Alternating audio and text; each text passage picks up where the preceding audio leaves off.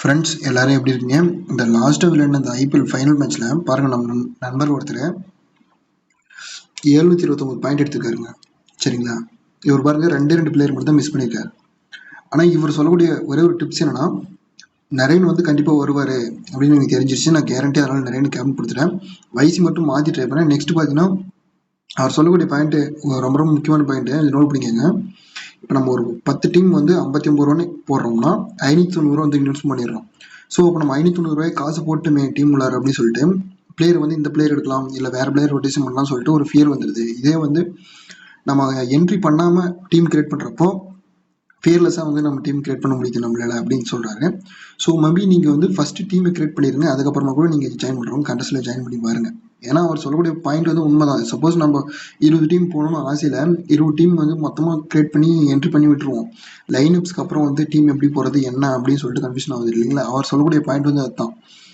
அவர் சொன்ன முக்கியமான பாயிண்ட் என்னன்னா, நரேன் வந்து 100% வந்துருவாருன்னு சொல்லிட்டு அவருக்கு தெரிஞ்சிருக்கு. அதனால வந்து நரேன் வந்து கேப்டன் கொடுத்துருக்காரு. சரிங்களா? ஸோ இந்த ட்ரிக்கை வந்து நீங்கள் கூட முடிஞ்சால் ஃபாலோ பண்ணி பாருங்கள். ஃபஸ்ட்டு வந்து டீம் வந்து கிரியேட் பண்ணிடுங்க, அதுக்கப்புறம் கூட ஜாயின் பண்ணுங்கள். சரிங்களா? ஸோ ஃபஸ்ட்டு வந்து கண்டஸ்டில் ஜாயின் பண்ணிட்டு அதுக்கப்புறம் வந்து யோசிச்சு எடுத்து வந்து ரொம்ப இதாக இருக்கும். நாம் வந்து சன்ரைசர்ஸ் ஃபேவரும் டீம் வந்து கிரியேட் பண்ணுற மாதிரி சொல்லியிருந்தோம். அது வந்து கிளிக் ஆகலை. ஏன்னா 10 ஓவரில் முடிச்சுட்டாங்க கேட்குறேன். சரி வாங்க இன்னைக்கு மேட்ச்க்கான ப்ரிடிஷனை பார்க்கலாம். ஐபிஎல்லை பொறுத்த வரைக்கும் இந்த இம்பாக்ட் பிளேயர் ரோலு அடிக்கடி பிளேயிங்களோட சேஞ்சஸ் பண்ணுறதுன்னு சொல்லிட்டு ரொம்ப ரொம்ப கன்ஃபியூஷன் ஆச்சு. ஆனால் இந்த இன்டர்நேஷ்னல் T20 மேட்சஸை பொறுத்த வரைக்கும் மோஸ்ட்லி அந்த மாதிரி இம்பாக்ட் பிளேயர் ரூல் இந்த மாதிரிலாம் எதுவும் இருக்காது. அதனால் தாராளமாக நீங்கள் பிளேயர்ஸை மட்டும் பிடிச்ச போதும் ஈஸியாக வின் பண்ணிக்கலாம். சரிங்களா? இங்கிலாந்துக்கும் பாகிஸ்தான் இடையே நடைபெறும் போட்டி 3வது T20 மேட்ச் இது. வென்யூ வந்து பார்த்தீங்கன்னா சோஃபியா கிரிக்கெட் கிரவுண்ட் நடைபெறுதுங்க. பிச்சு வந்து பேட்டிங் பிச்சு, ஆவரேஜ் ஸ்கோர் வந்து 160 பதிவாயிருக்கு. இந்த மேட்சை பொறுத்த வரைக்கும் நைட்டு 11 மணிக்கு வந்து நடைபெறுதுங்க. ஸோ கட்டசில் வந்து ஜாயின் பண்ணாதீங்க. மேபி நீங்கள் அந்த சமையல் வந்து முடிச்சுட்டு இருந்தால் மட்டும் ட்ரை பண்ணி பாருங்கள் இந்த மேட்ச் பொறுத்த வரைக்கும். சரிங்களா? பிளேயிங் லெவலில் வந்து பட்லர் வந்து அவைலபிள் இல்லை அப்படி சொல்லிட்டு போட்டிருக்காங்க. ஒன்றும் இல்லை, பிலிப்சால்ட்டு வில்ஜாக்ஸும் ஓம் பண்ணுவாங்க. ஒன்டர் வந்து பேஸ்டோ வருவார். ஹாரி ப்ரோக்கு மொயின் அலி ஆல்ரவுண்ட் வந்து லிவிங்ஸ்டன் கூட இல்லாத மாதிரி போட்டிருக்காங்க. பென் டக்கெட் வந்து வர மாதிரி போட்டிருக்காங்க. ஆ டைம் செக் பண்ணி பார்த்துக்காங்க. அதே போல் சாம் கரனும் வந்து வர மாதிரி போட்டிருக்காங்க. சரிங்களா? ஸோ ஒவ்வொரு பிளேயரை பற்றி நான் தனியாக சொல்லிடுறேன். மேபி உங்களுக்கு பிடிச்சிருந்தா அந்த பிளேயர் வந்து உள்ளே வச்சு பாருங்க. சரிங்களா? இந்த மேட்சை பொறுத்த வரைக்கும் ஸ்பெஷல் டே பிளேயர்ஸ் யாருன்னா பாகிஸ்தான் பக்கம் தான் வராங்க. சரிங்களா? பாபர் அசம் பொறுத்த வரைக்கும் 300வது T20 விளையாடுறாரு இன்னைக்கு பொறுத்து. சரிங்களா? 300வது T20 மேட்ச் விளையாடுறாரு. நெக்ஸ்ட் பார்த்தீங்கன்னா சதாப் கான் பர்சன்டேஜ் வைஸ் ரொம்ப ரொம்ப லோவாக இருப்பார். இவர் வந்து 100வது T20 இன்டர்நேஷனல் மேட்ச் வந்து விளையாடுறாரு. சரிங்களா? இவர் இந்த 2 பிளேயரில் வந்து கண்டிப்பாக நீங்கள் யாராச்சும் ஒரு பிளேயர் வந்து கண்டிப்பாக ட்ரீம் டீம் கேப்டன் ஆகிறதுக்கான வாய்ப்புகள் வந்து மிகவும் அதிகம் இருக்குது. அதேபோல் 8 வீட்லேயும் வந்து ஆவரேஜ் வந்து நல்ல ஆவரேஜ் தான் வச்சிருக்காங்க. சரிங்களா? சதாப் கானை பொறுத்த வரைக்கும் பர்சன்டேஜ் வைஸ் ரொம்ப ரொம்ப லோவாக இருக்காரு. இவர் வந்து ஒரு மஸ்ட் பிக்காக இருப்பார். இந்த மேட்ச் பொறுத்த வரைக்கும் பர்சன்டேஜ் ரொம்ப ரொம்ப லோவாக இருக்காரு. லாஸ்ட் மேட்ச் பார்த்தீங்கன்னா 90% பக்கம் இருந்தார். இப்போ பார்த்தீங்கன்னா ஒரு 40% பக்கம் வந்துட்டார். இவர் வந்து யூஸ் பண்ணி பார்த்து ரொம்ப ரொம்ப ஈஸியாக இருக்கும். சரிங்களா? நெக்ஸ்ட் பார்த்தீங்கன்னா பிலிப்சால்ட்டு ரிஸ்வான் இவங்க 2 பேருமே லாஸ்ட் மேட்ச்சில் வரல ட்ரீம் டீமில். இந்த 2 பிளேயரில் நம்ம கண்டிப்பாக 1 or 2 பிக் பண்ணுற மாதிரி இருக்கும். ஸோ யூஸ் பண்ணி பாருங்கள். ரிஸ்வானை பொறுத்த வரைக்கும் 8 வீட்டில் 35 மேலே ஆவரேஜ் வச்சிருக்காரு. ஒரு சேஃபஸ்ட் ஆப்ஷனாக இவர் இருப்பார். சரிங்களா? பிலிப்சால்ட்டை பொறுத்த வரைக்கும் மிஸ்ஸார் டைப் பிளேயர் தான். உங்களுக்கே தெரியும், ஐபிஎல்ல பார்த்துருப்பீங்க. சில மேட்ச் அடிப்பார், சில மேட்ச் வந்து வெளியே போயிடுவார். ஸோ அவர் இருக்கிறது உங்கள் விருப்பத்தில் வந்து விட்டுறேன். நெக்ஸ்ட் பார்த்தீங்கன்னா மொயின் அலியை பொறுத்த வரைக்கும் T20ஸில் 47 விக்கெட் பக்கம் எடுத்திருக்காரு இன்டர்நேஷனல் T20ல. ஸோ யூஸ் பண்ணுறவங்க யூஸ் பண்ணி பாருங்கள். பவுலிங் கண்டிப்பாக பண்ணுவார். சாம் கரன் வந்து பிளேயிங் லெவலில் வர மாதிரி போட்டிருக்காங்க. சாம் கரனை பொறுத்த வரைக்கும் 49 விக்கெட்டில் வந்து எடுத்திருக்காரு. ஜஸ்ட் வந்து ஒரு விக்கெட் எடுத்தால் போதும் 50 விக்கெட்டில் வந்து ரீச் பண்ணுவார். சரிங்களா? அந்த ஒரு விக்கெட் தான் சாம் கரனை பொறுத்த வரைக்கும். ஸோ யூஸ் பண்ணி பாருங்கள். ஆனால் பேட்டிங் வந்து ஆவரேஜ் வந்து கம்மியாக இருக்குது. சரிங்களா? ஆனால் மொயின் அலியை பொறுத்த வரைக்கும் பேட்டிங் வந்து இந்த கிரவுண்டில் 2 முறை ஆடி இருக்காரு. 2 முறையும் வந்து 50 ரன் வந்து அடிச்சிருக்காரு. சரிங்களா? இது ஒரே ஒரு ப்ளஸ் தான் மொயின் அலியை பொறுத்த வரைக்கும். நெக்ஸ்ட் பார்த்தீங்கன்னா நம்ம சொல்லக்கூடிய பையனா ஜோப்ரா ஆர்ச்சர் தான். சரிங்களா? இப்போ ஒரு மேட்ச்சுக்கு வந்து 2 விக்கெட் பக்கம் எடுத்துறாரு பாகிஸ்தானுக்கு எதிராக. யூஸ் பண்ணுறவங்க யூஸ் பண்ணி பாருங்க. நெக்ஸ்ட் நம்ம சொல்லக்கூடிய பாயிண்ட் யாருன்னு பார்த்தீங்கன்னா இந்த 20வது ஓவர் வந்து ரீஸ் ஸ்டாப்லி தான் வந்து போடுறாரு. சரிங்களா? பவுலிங்கு. ஸோ இந்த 20வது ஓவர் பவுல் பண்ணக்கூடிய பிளேயர் வந்து ரொம்ப ரொம்ப முக்கியமான பிளேயருங்க. இவர் வந்து எட்வர்ட்லேயும் வந்து நல்ல விக்கெட் பக்கம் எடுத்திருக்காரு. சரிங்களா? 6 மேட்ச்சுக்கு 11 விக்கெட் பக்கம் எடுத்திருக்காரு ரீஸ் ஸ்டாப்லி. இவர் வந்து டெத் பவுல் பண்ணுறதுனால ஒரு ப்ளஸ்ஸாக இருக்குது. ஆடில் ரஷீதை பொறுத்த வரைக்கும் 20 மேட்ச்சுக்கு 20 விக்கெட் பக்கம் எடுத்திருக்காரு. ஒரு மேட்ச்சுக்கு 1 விக்கெட் வீதம் அப்படின்ற மாதிரி தான் எடுத்திருக்காரு ஆடில் ரஷீதை பொறுத்த வரைக்கும். சரிங்களா? ஸோ இங்கிலாந்து பக்கம் வந்து ஒரு பவுலர்ஸ் நல்ல சேஃபான ஆப்ஷனில் 2 பவுலர்ஸ் வந்து ஜோப்ரா ஆர்ச்சர் ரீஸ் ஸ்டாப்லி. இந்த 2 பவுலர் வந்து நல்ல பவுலர் ஆப்ஷனாக இருப்பாங்க என்னோட ஒப்பீனியன் நான் சொல்லணும்னா.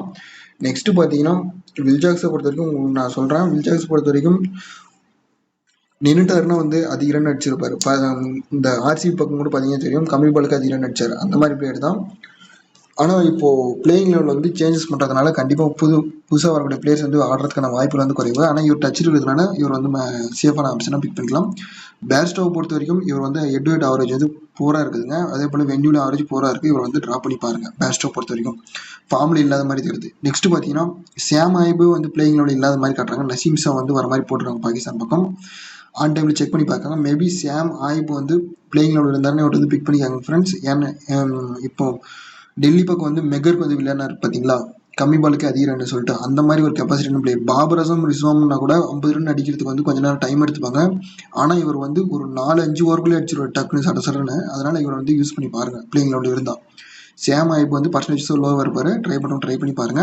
நெக்ஸ்ட் நான் வந்து ட்ராப் பண்ணோட பிளேயர் யாருன்னா ஃபக்கர் ஜமான் ட்ராப் பண்ணிடுறேன். வென்யூ வந்து இவர் சூட்டபிளாக இல்லைங்க. எட்டு வீட்லேயும் வந்து கொஞ்சம் ஆவரேஜ் போல தான் வச்சிருக்காரு. லாஸ்ட் மேட்ச் தான் கொஞ்சம் பர்ஃபார்ம் பண்ண மாதிரி இருந்தது. இவர் வந்து நான் ட்ராப் பண்ணுறேன்.